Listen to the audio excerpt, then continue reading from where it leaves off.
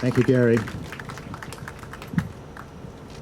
Thank you to Gary and to the Miccosukee tribe on whose land we stand for their welcome, for their support as we have supported them in their work to return this land to its natural state.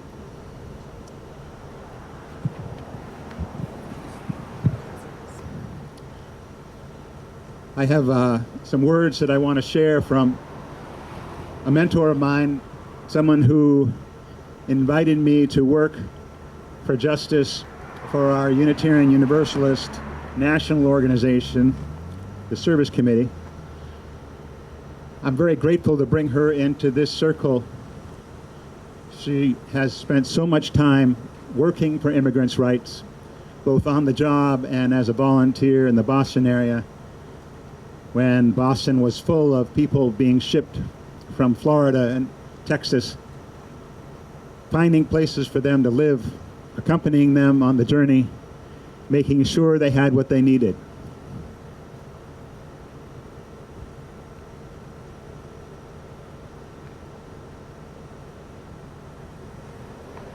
Spirit of life and love, God of our deepest understanding, sweet mystery in our own hearts and dancing in the space between us, hold bright before us the truth of our unity. We breathe the common wind of the earth, no matter where we live, who we love, what language we speak. We drink the common water of the earth, no matter our skin color, how long we live, the coverings we drape on our forms. We follow the common paths of the earth, no matter our beliefs, how far we move from home, the gold we carry or its lack. May we live from these truths, our hearts open to the holiness all around us, and our hands turned always toward the common good. Amen. Amen. Please repeat. We are one. We are one. We are one. We are one. We are one. We are one. We are here. We are here. We are here. We are here. We are here for you. We are here for you. Thank you. Arthur. Good afternoon, everybody.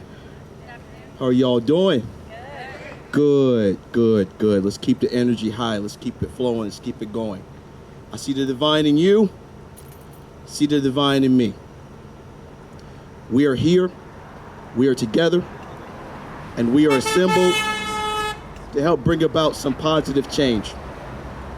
44 consecutive Sundays. 44. That's through all the different seasons, all the holidays, all the rain, all the thunder and lightning, all the other things that come up. And we've been here. Heat or no heat, humidity or no humidity, rain or shine, because it matters, because it's important. We've been here to affirm the humanity of our brothers and sisters directly across the street. And it has been a privilege and a joy to be a part of that. I adore the community that has rallied around this incredibly important social justice initiative. I have friends here I did not know before this started. I have family members here I did not have before this started. So if there was anything positive that came about as of this abomination across the street, it's a thriving, beautiful, powerful, wonderful community that has sprouted up to lift their voices against what is happening. Now, I don't know. I don't know how long this place is going to remain open behind us. I've heard things, and I don't know if what I've heard is accurate or not. But if I may give you a homework assignment, I would ask you, I would urge you, please tell at least one or two other people about what is happening here today. Tell them that you were here. Tell them what you heard, what you saw, what you experienced. Invite them to come here with you next week. Just in case next Sunday is the last Sunday, or just in case the following Sunday is the last Sunday. Long story short, one of those Sundays will be the last Sunday. And being here will be a part of history. Being present here at that momentous occasion will be something you can tell your children and your grandchildren and their children. That when the world looked upside down and was running inside out, backwards, forwards, you not only took a stand, but that you showed up and that you were here on the wonderful day that this place across the street, once and for all, finally got shut down. Past tense. Past tense. I celebrate seeing my brother, Mr. Husto. I'm so happy to see you. Bless you, Husto. I'm so happy to see that you're present. Please go forth. That homework assignment does not require you to write one word down. Make a call. Send a text message. Look someone in the eye. Invite them to come. I want the number here next Sunday and the following Sunday to grossly outnumber the number of media that will surely be present. Let your voice be heard. Let your presence be felt. Thank you.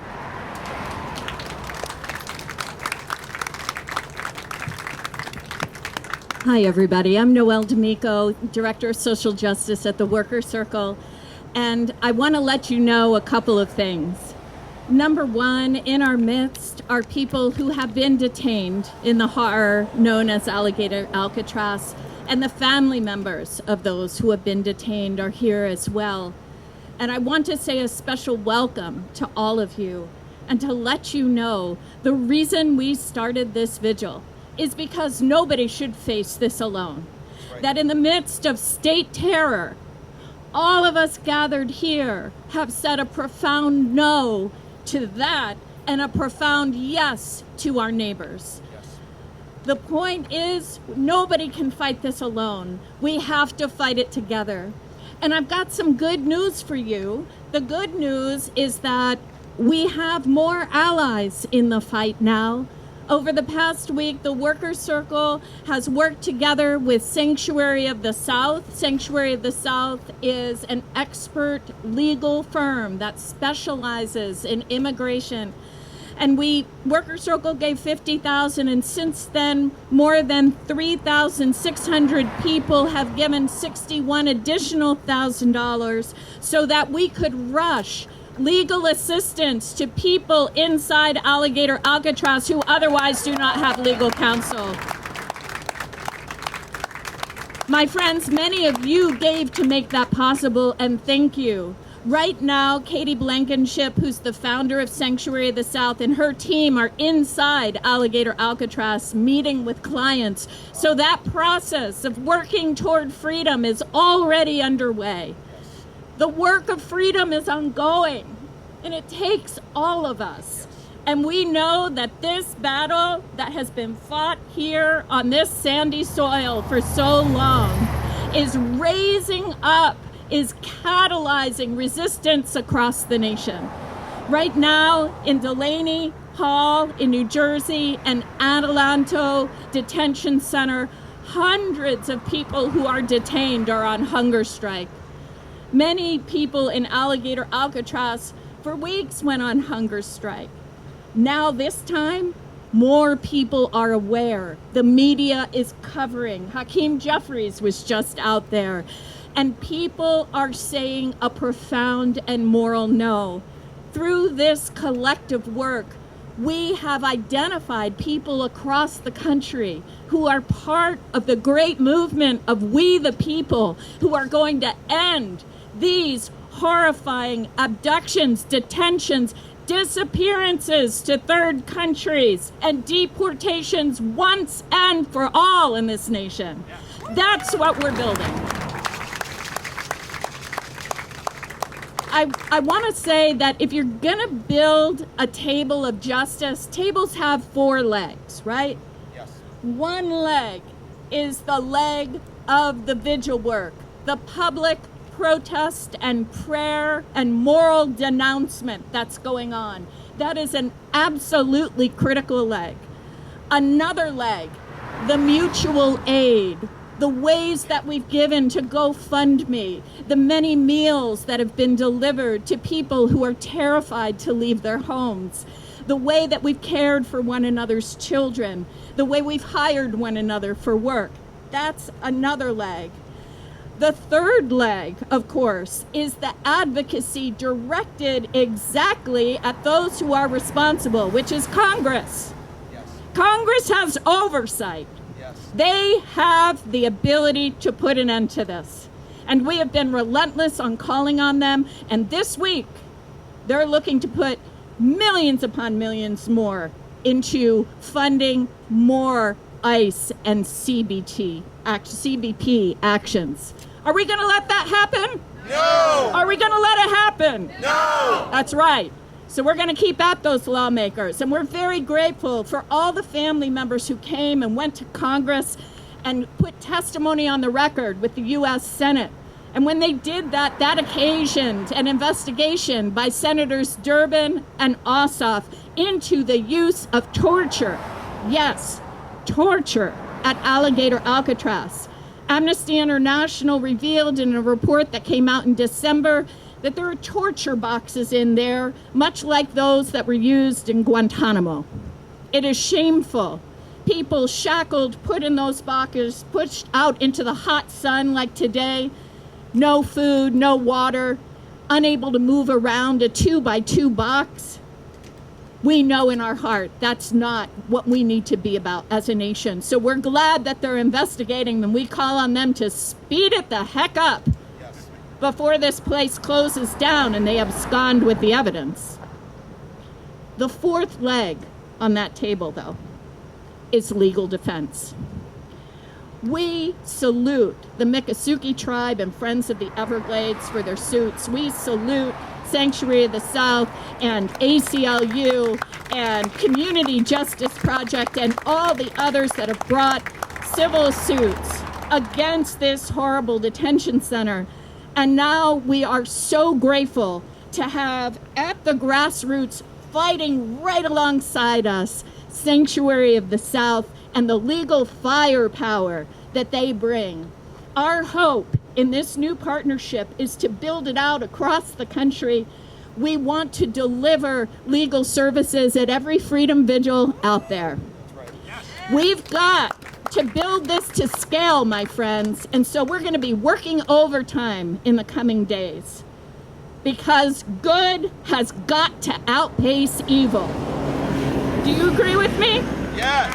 Are we going to do it? Yes. All right. I would like to invite my colleague, Katie Blankenship, the founder of Sanctuary of the South, to come on up and share a few words. Katie, we are so glad that you and your team are here.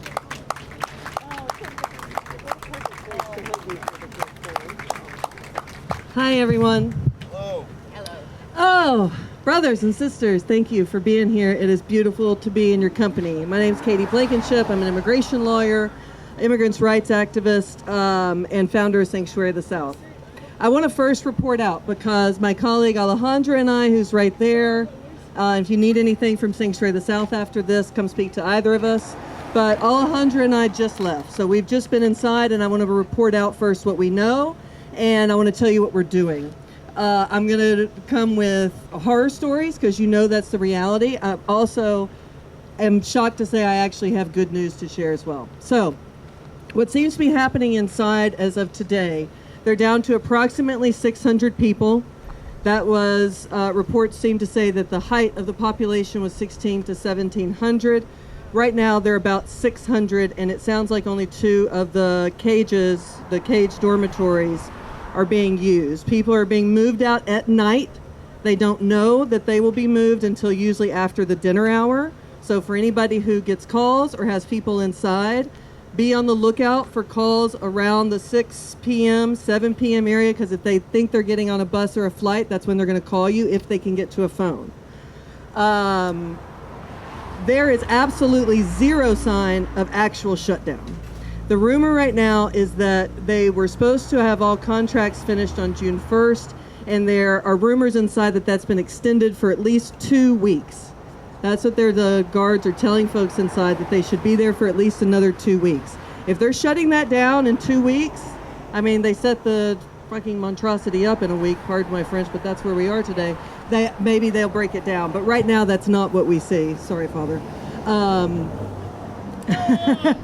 All right, so that seems to be what's happening. The conditions remain deplorable. They're receiving bits of food that my client said, look at my palm, it stops here to here. It doesn't go to my fingers. This is what we get for dinner. They're reporting that there are instances of food not coming from 6 a.m. to 9 p.m. at night. The access to counsel and just basic information is completely absent. They have no idea where they're going, and it's a huge deal where they're going because jurisdiction matters. The rules around bond and habeas vary by state, and somehow we have gotten lucky with Florida right now where we actually have better rights for them than Texas and Louisiana. Now that brings me to our good news. So we're here today to be with you all and also announce this program that Sanctuary of the South is extremely fortunate to work with Workers Circle. It is an attempt at the biggest issue that is needed to be solved in immigration detention from the beginning, and that's legal representation. People have a right to due process in this country. It does not matter how their feet got to this soil. It is completely immaterial. Their feet are here. They have due process rights. These facilities are able to operate as illegal institutions of human suffering for profit because there's no light coming inside. Legal representation not only gets people out, it shines a light inside and gets the information of the reality that's happening to the public where we can fight back. Alejandra and I were able to go in today, and based on the program that we've already started, which is anybody who needs a legal consultation will get one. Sanctuary of the South has signed up additional immigration experts that are giving their time. And we just met with 2 people that immediately realized they're both bond eligible and habeas eligible. They could get out. And for the first time in my life, I got to go, then you have a lawyer. As of this moment, you have a lawyer, and everything that we're going to do for you is free. Is free. Those petitions will be filed in a matter of hours and days. We will hope to get them free and home to their families, and the difference that makes, and the difference that it makes to the people that profit from human suffering, of knowing that we are watching, that we're getting folks out, that we will not stand by idly as our neighbors are terrorized and killed, teaches them they cannot continue to open these sort of centers. They can't continue to operate. Chrome, BTC, Baker Correctional, Baker County, Glades County, shut them all down, and that's what we're doing together. And this is a hell of a start. So I'm just thrilled to be here with y'all today. One last thing, Ollie and I will be doing intake for anybody that has folks inside, okay? We're here to talk to anybody that has family members or loved ones and needs us to set a consultation. Anybody inside gets a consult, come see us. I think we're gonna be on a bus. Yeah, right there, that's your bus. We're on the bus. You're on the bus. Thank you. Thank you. And if you have had a person inside who is a loved one of yours and that person has already been moved somewhere else, go find Katie, because that counts. If they've been in Alligator Alcatraz, we want to make sure that they have that legal coverage. You heard Katie say this is the first time that this has ever been done. So we have a task ahead of us. But why are we doing this? Because we cannot stand idly by, and we refuse to stand idly by, because we've learned the lessons of history. I want to invite Roland up. Roland grew up in Germany post-war and has a stark reminder for us today. Thank you. Thank you. Good afternoon, everybody. I hope you can hear me. My name is Roland Heinrich. I was born and raised in Germany post-World War II, and I'm now a U.S. citizen, a proud U.S. citizen, sworn to defend the Constitution of the United States, which calls for due process and all these things that I needed to learn for my citizenship test, which I passed. Well, here I am, and things that I see look awfully familiar, unfortunately. And I asked myself, how can I help? What happened in other countries? And I look at Germany, where we had a catastrophe, as you all know, in 1933 to 1945, based on what? I asked my parents what happened when you were kids, and I asked my grandparents what happened, why didn't you speak up, what was going on? And they gave me actually 4 answers. And I just came back with my wife 2 days ago from Germany, and I validated these answers. So what happened? Well, first of all, everybody said, well, Roland, you don't understand. Little Paul, he needed to have new shoes, and we had Katrin, she needed to go to her piano lessons. We didn't have time. We were busy. We were just too busy. That was the first answer, why nobody spoke up when the camp started. The second answer was, well, actually, we did not think it would come that badly. We didn't think that it would be coming to that, what we ultimately learned later on, and then obviously after the end of the war, all became open. The third answer is one that I just got validated in Germany with my friends who are also the same age group, the same parent situation. Actually, Roland, we were afraid. By the time the power was there to be, there were thugs in the street, think basically Proud Boys on steroids. There were thugs in the street, and, we were afraid, and people would come after it. And finally, when the killing started and the atrocities, people said, well, Roland, we just followed orders. That's what it was. So that reminds me, so that was what they told me, why they could get away with it. And so that makes me a little bit depressed, because many of the things I see here happening as well and escalating as well. But there are a couple of things that I feel are here very different than in Germany. And what's very different is actually that we are out here, not only we as laity, but what is really, really powerful, and I don't think they get enough credit, is the interfaith clergy that is coming out here, organizing it like Tony Fisher and others. It's an interfaith effort before, pardon my language, the shit hits the fan, really. This is bad. This is bad what's there, but it can get worse. And if we don't speak up, it will get worse. And in Germany, the religious organizations, many did speak up as individuals, but the organizations did not speak up until it was too late. That was the problem. And here we have people, we have the Vigil for 44 weeks, we have interfaith activities in the communities. I'm a member of lay person at Cornerstone United Methodist Church. We talk about it, and we are out here, and that does make a difference, and I think that will be the difference of success and failure in shutting these things down. And let me close with one saying that I always have in my mind from the Nobel laureate Elie Wiesel, that I think many of you may recall and know. But he said, the opposite of love is not hate, it is indifference. It is indifference. And you, by being out here, and particularly the clergy all across all denominations who are out here engaged now, are courageously making sure that we do speak up. And we are not showing, and we show that we care for the people, and we call loud and clear, shut it down, shut it down, shut it down. Yes.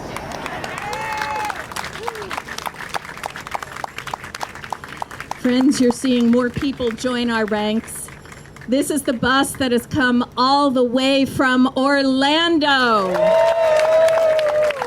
They have been on the bus since 11 o'clock this morning to be present here. That's dedication.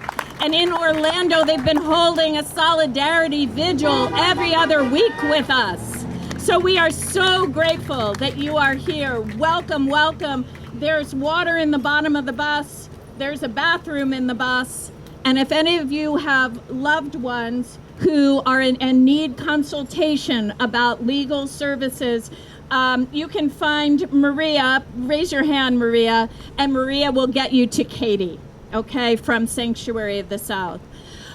So we've got about 12 people to speak, so we're going to be very short because we know the sun is hot and the heat is severe. but these voices you will absolutely want to hear. So the first up is a small business owner who has been so consistent here at this vigil. Meg, come forward and just say a quick word.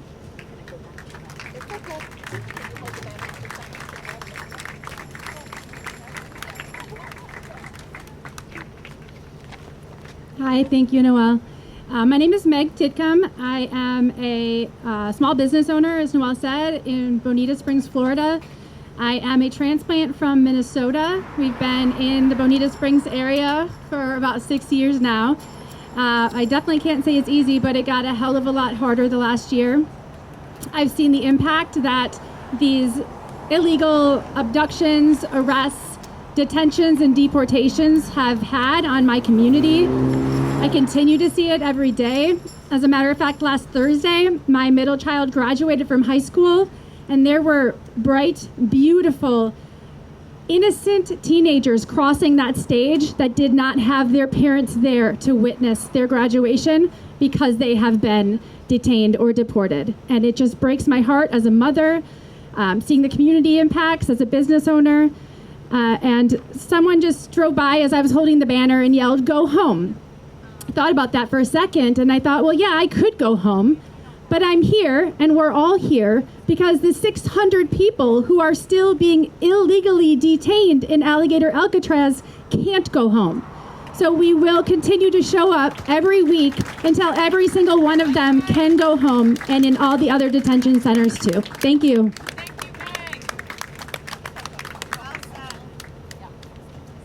My name's Coco Heinrich. I'm Roland's wife. My grandfather was Jewish in Germany. My grandmother was Catholic. As the situation unfolded in Nazi Germany, my grandfather took measures to leave the country. When he returned to Germany afterwards, he and his wife, my grandmother, got restitution from the German government.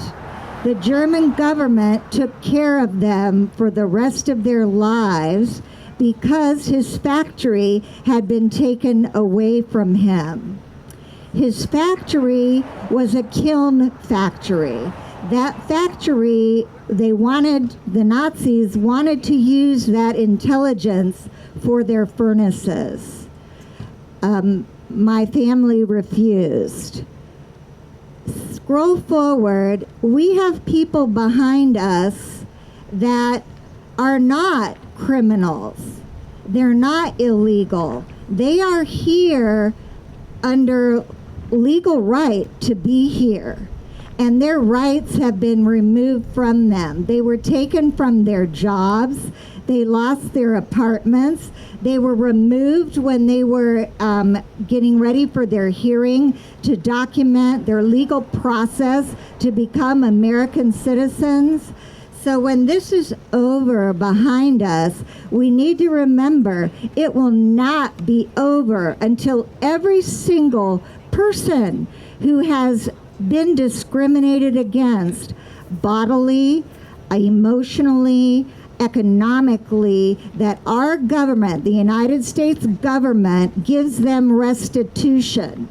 Germany tried and has corrected their ills, and we will not be done in the United States of America until every single one of us stands up and accepts the wrongs that we have done and we have witnessed. Thank you. Thank you, Coco. I'd like to welcome to the mic our friends from Orlando. They're going to lead us in a few songs, and then we're going to hear from Ariane and from Justo and from Jeffrey, people whose loved ones are detained or who have been detained themselves. Hello, I just want to say it's good to be back at the Vigils.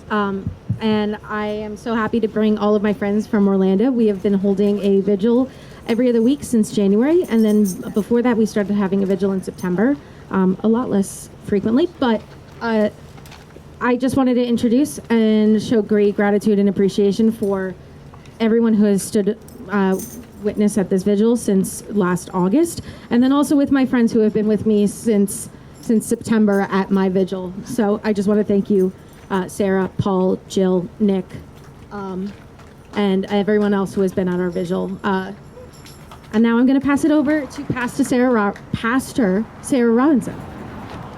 Can I take this out of here? Yeah.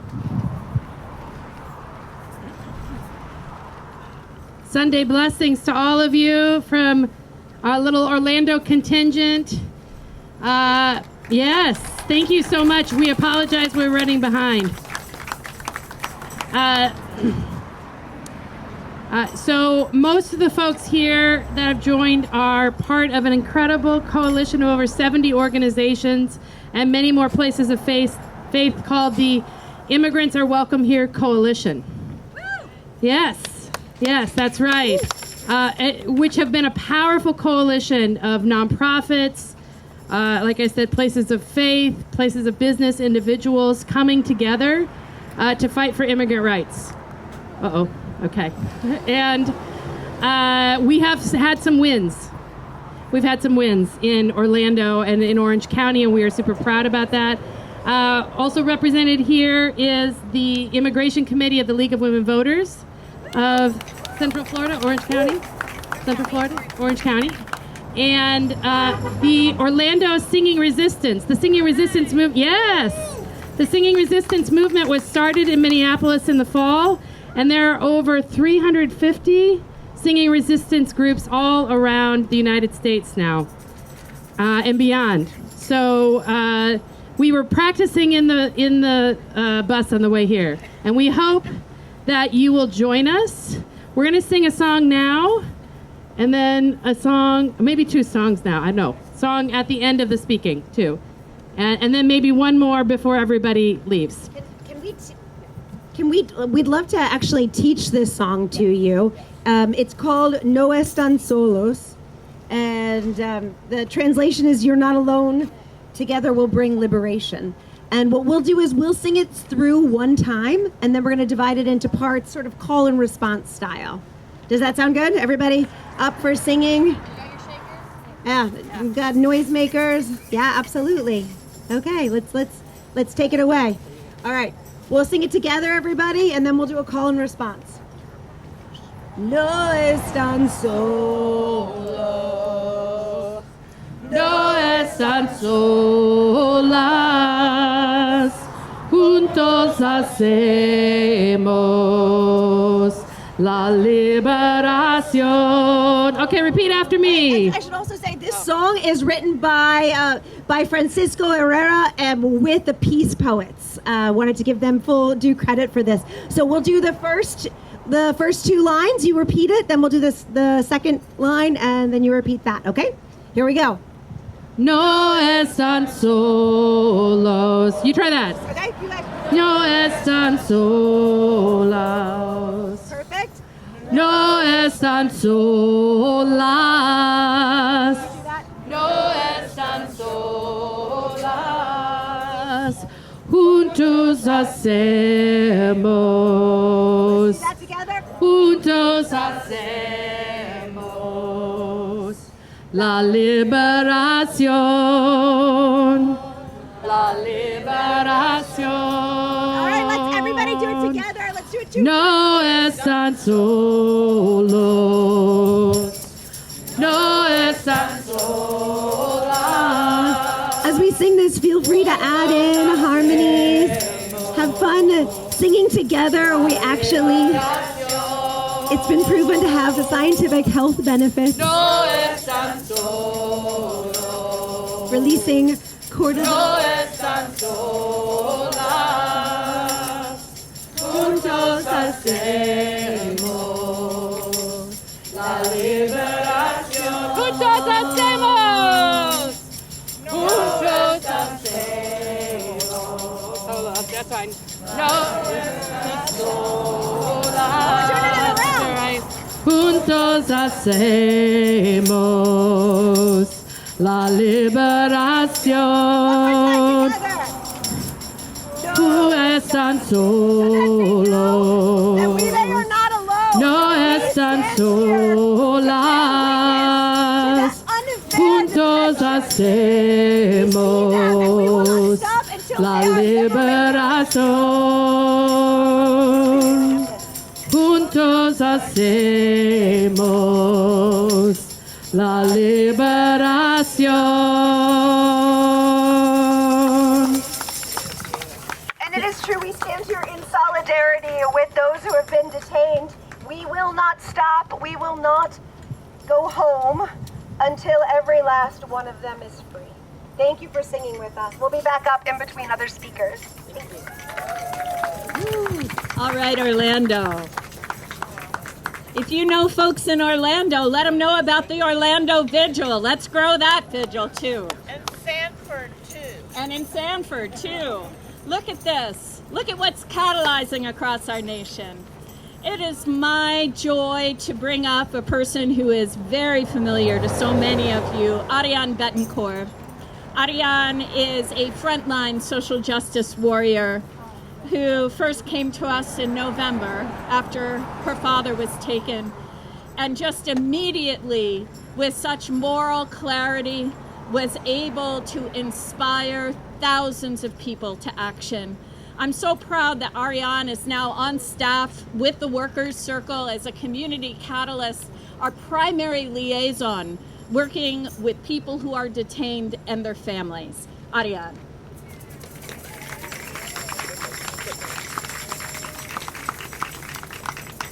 Hello, everyone. So happy to see Orlando here with us today and to have such a big group. It's been 44 weeks, but we have not given up on our efforts. The first time I came to the vigil was November 2nd. At that point, my dad had been detained for 3 days. And within 3 days, I realized that the biggest problem was the lack of legal assistance and also all of the loopholes from the different organizations to actually qualify to receive legal help. On the third day of him being detained, I realized how limited my options were. But I didn't give up. I found a way. And I was lucky enough to find Maria and Noel within 72 hours of him being detained. And Maria saw me yelling at the ICE agents outside of the Miramar office. And we exchanged information, and Maria instantly saw something in me that I didn't know existed. And then Noel saw it too. And the stubborn determination that I had always been questioned about growing up was going to become my biggest skill and my biggest asset for this fight. Within a couple months of my dad being detained, I started connecting with the families, and then I started connecting directly with the detainees. I started collecting testimonies, I started collecting names, A numbers, country of origin, and I started compiling a list of people who needed help and thought that they didn't qualify to receive it or that nobody cared enough to help them. For months, I was working on this list, honestly just traumatizing myself with what I've learned about what's going on in there. And every time I heard a horror story, I would cry it out, and then I would say, this is another reason why I can't give up. I did not let one horror story deter me. And for months, I kept adding names to the list, and a lot of the times people didn't want to give their information, they didn't trust me, and it was very frustrating. But over months and months and months, I built relationships not just with the families, but directly with the detainees. And to know that I had a hand in making sure that the people back there are having the legal assistance that they need, that they deserve, which is right under this Constitution. That's right. And to know that little old me, who was a tour guide 6 months ago, saw a problem and started working towards figuring out who, what, when, where, why, and how. And now today, with Sanctuary of the South and the Worker Circle, we did it. The idea is now reality. And the people back there who think that they've been forgotten will know that they have not been forgotten. And everyday ordinary people are coming together, and we're creating the programs to dismantle the system. Because the biggest issue that most of these families have is that they do not have the funds for legal assistance. That's right. And even if they have a bond hearing, then they don't have enough money for the bond. And it was $7,000 to get an attorney to even get you a bond hearing. And these are the issues that were created so that people give up. But I was lucky enough to be educated in Florida when books weren't banned, at least not fully. So if there's one thing that I know, is how the civil rights movements came to be. I know how historically we the people have come together and demanded change, and it has worked. It doesn't happen overnight. I knew that it was going to require consistency, determination, and honestly, absolute just chaotic craziness. From here to Chicago to Minneapolis to DC, my life the last 6 months does not feel real. But every time somebody would tell me that I was crazy, I would be like, yeah, I am. I am. Because I'm doing everything that we are being told that we cannot do. My dad is free. We're starting a legal program. So every burden, every hurdle they try to place, we are running them over. We will not be stopped. And if just me who was just, if I could do it, if I can change my entire life in 6 months and be a part of this movement, then everyone who's sitting at home can do the same. Stand up, show up, speak out, and do what is right. Because when we were kids, our parents would be really proud of us when we got home with a little bumper sticker that said, my kid did the right thing. Well, do the right thing now. It doesn't cost much. So thank you to everyone here. And this is one win of many, because this is only the beginning.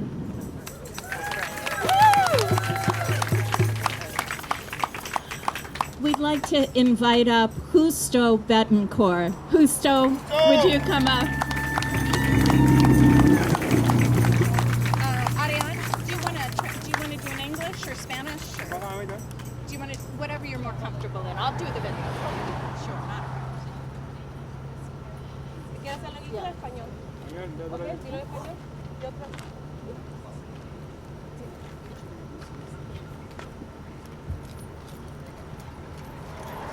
So my dad's going to speak in Spanish, and I'll translate for him.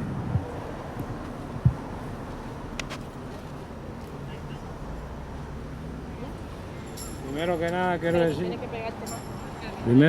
quiero decir gracias a Dios, gracias a ustedes por dar el apoyo y el soporte a mi hija para no solamente ayudarme a mí, sino ayudar, como ella bien dijo un día, a las personas que quedaron behind me, que no lo olvidemos, que también son seres humanos. My dad says, thank you to everyone who shows up here week per week and has provided love and support for me. And that I myself said that I would help not only him, but the other people in there. And we're doing it. So, thank you to everyone.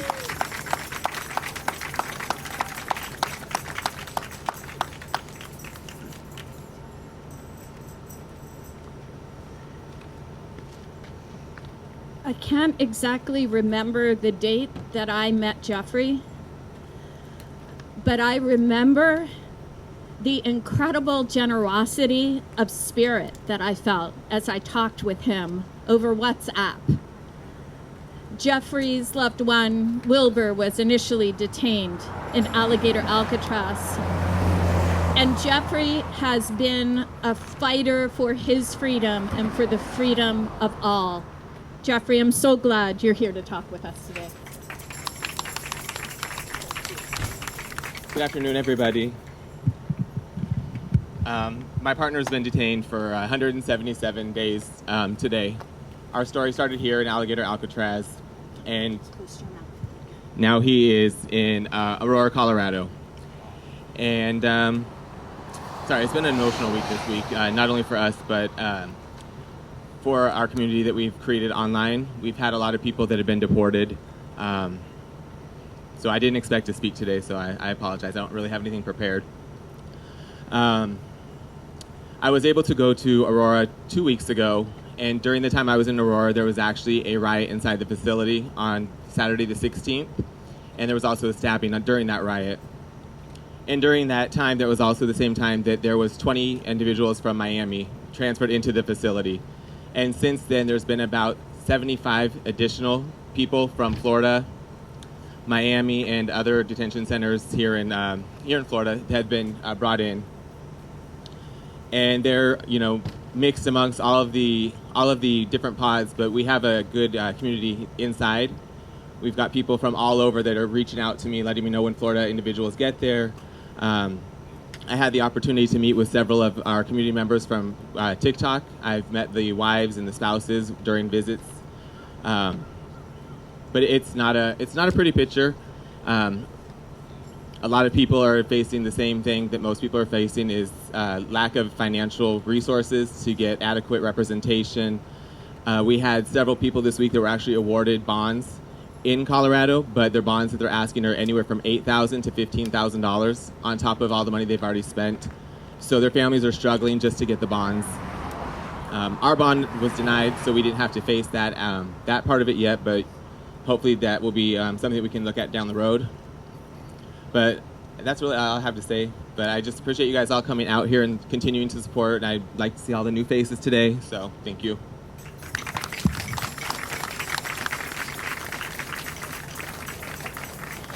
If there are people here who need legal assistance, I want to say again that we have Katie Blankenship and Sanctuary of the South here to provide legal assistance to families. If you know someone who is detained and in need of counsel, we'll help. We'll not only provide that counsel, everything will be free of charge from Sanctuary of the South. So if you have a loved one detained inside Alligator Alcatraz, we're in a race to get to them as quickly as we possibly can. So please do go to the bus. That's where they're doing legal consultations right now, if you are one of those people. I really want to thank the family members and Justo for speaking out, because the weight of the anguish that they have carried for months is indescribable. And of course, it doesn't end simply with release. It's the kind of harm that has been done to communities that is going to resonate for a long time. But that's why building community is so important, so that no están solo, no están sola. None of us is alone, and we will get through this and to a better place together. I want to invite our Orlando folks back up.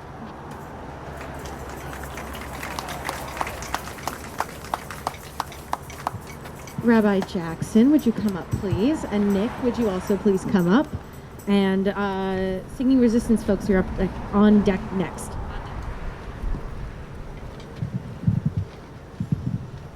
We're about to hear the sounding of the shofar. We speak many languages here, languages that are old or new, but one of the things that is consistent is the cry of our people for thousands of years. This cry can be heard through the evolution or lack thereof of the animal's horn, which we still sound to this day. It is a call that says, listen up, wake up.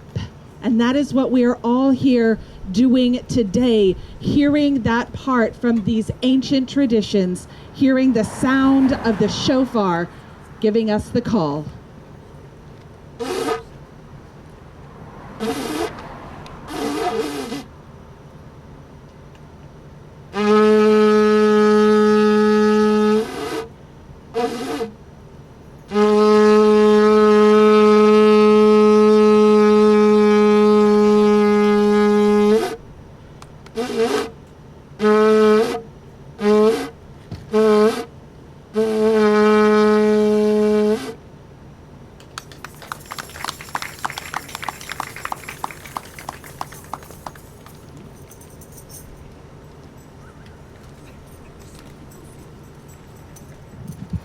Someone like to hit this drum with us?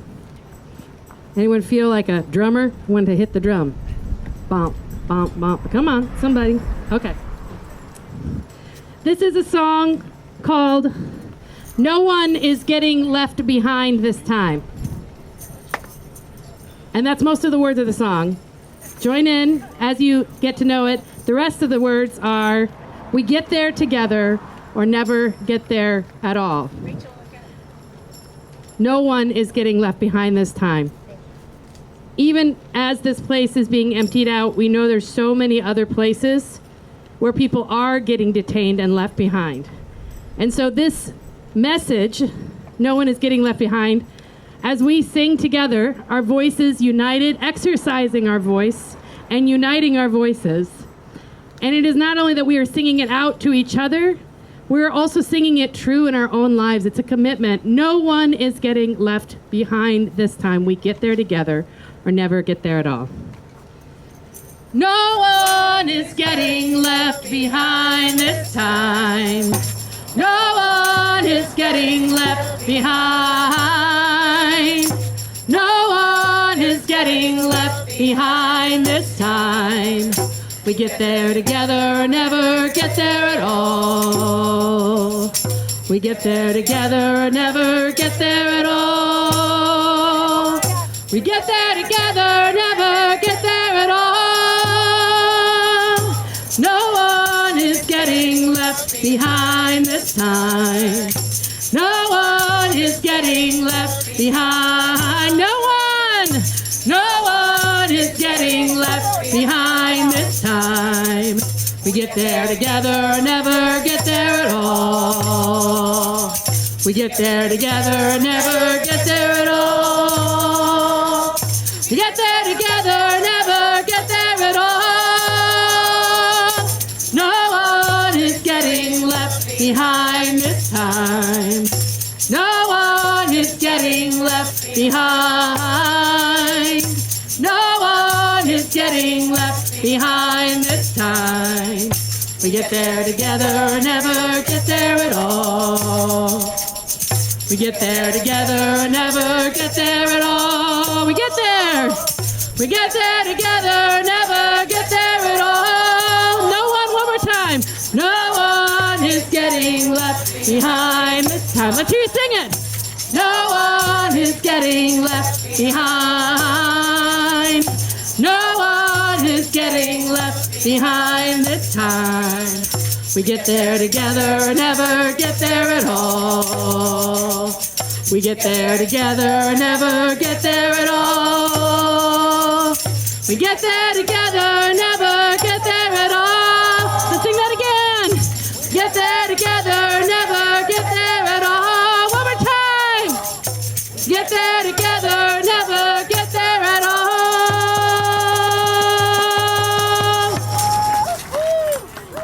That song was written by Joshua Blaine. One more little one at that end. All right. I want to welcome up John. John is a veteran who started coming in the fall to these vigils. And I remember the first time I met John, he had very serious questions to ask. And we had very serious answers to give. The more you find out about this center, the more you find out about detention in the United States, the more you are going to be shaking your heads and saying, how is this possible and what can I do? John is one of those people, and we're so glad you've been here so many weeks with us, John. It's yours.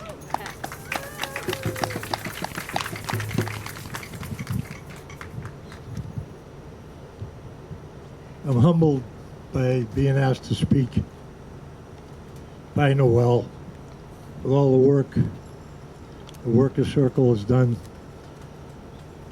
to keep hope alive. That sound familiar? Yes. I'm a veteran of the Vietnam War. Like probably many here are veterans. And I was no hero. I just did what I was supposed to do. One of the things you become a witness of is the number of innocents who are caught in the middle. And when you are representing a country that was their mission to provide freedom and well-being and hope, and see a lot of traumatic situations that have occurred and some solutions that were put in place that made things better. So you sit and you watch what this administration has done to individuals who are innocent, hardworking, provide positive things to our society in so many ways. And when we watch on TV to see what happened and how it was done to innocent people, hardworking, constructive, paying taxes, legal aid is important. But you know what? Our political activity is even more, because we need a change in our leadership, and as soon as possible. Thank you.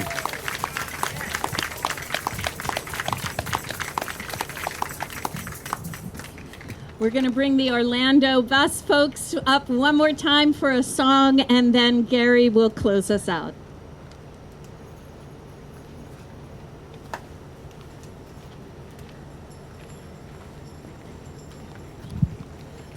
I want to ask everyone who's able, an Orlando group, I want us to circle, make a full circle. This is a song I would like us to sing to each other. The words are few, but they are very powerful.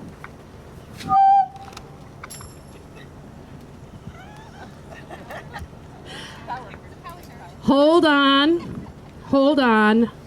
my dear ones, here comes the dawn. Those are all the words. I'm so grateful for those who have consistently shown up.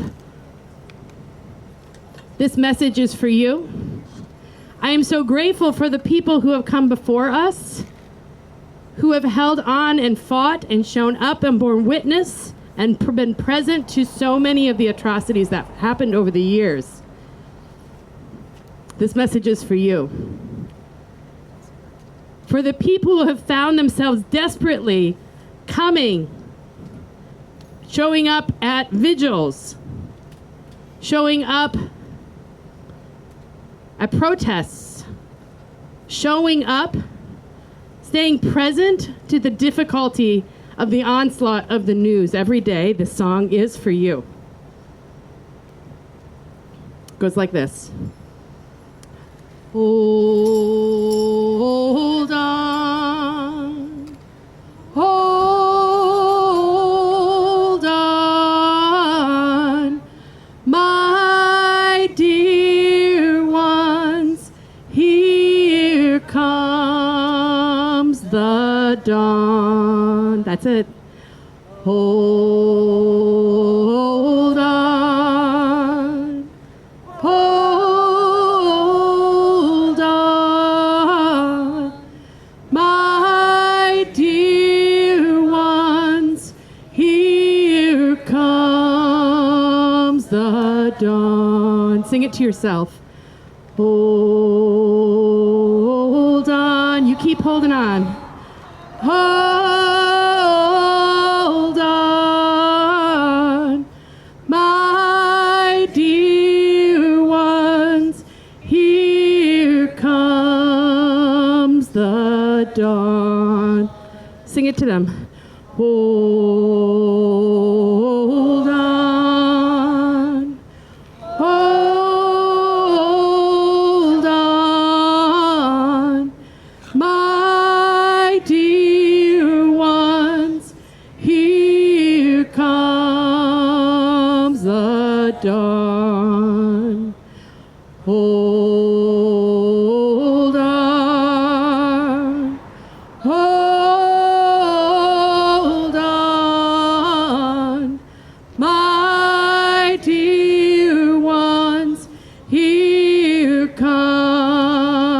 the dawn. Sing it across to somebody. Hold on. Hold on.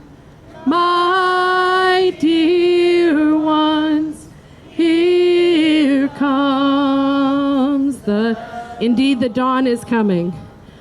Hold on. Hold on. My dear ones, here comes. One more time.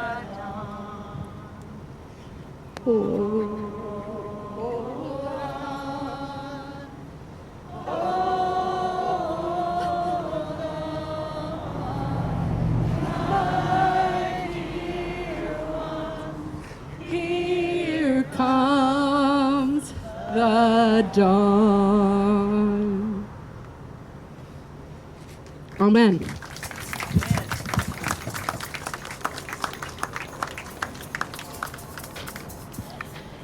Friends, we will be back here next week and every week until there is not one soul detained in Alligator Alcatraz.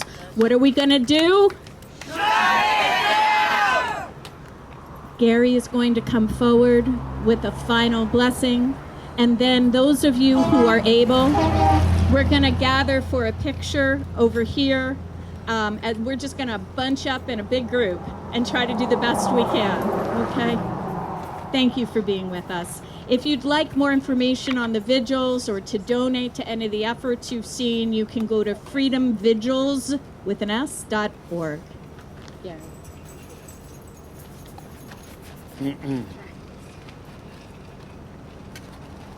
From my right, my left to my right, thank you for being here, all of you, today. Creator, we come to you to this day, in this final moment, and we thank you for hearing all of our prayers and our blessings. We ask that you continue this blessing on into the wind, where Wambly Gleshka can take these prayers on high to the Creator. We ask that you make sure that every single soul here finds his or her way home safely, and that with that, they will also find peace in their heart in knowing that their prayer was answered. Creator, we ask you in deep prayer, with deep humility, we ask you to shut this place down, because in no place on earth or elsewhere should there be such hurt and pain. Let there not be any place in the world where people are divided by race, color, religion. Free them from these cages where they can live with their families. We ask you, Creator, to set these things in motion. Because without this, surely, what would be the lesson? Pain and sacrifice is well known throughout the world and in history. You coming here today shows your sacrifice. So today, we're putting our prayers down so that they can be answered by the Creator, and we ask that they be received. I'm going to sing you a song. Chanu Pawa Nature Upel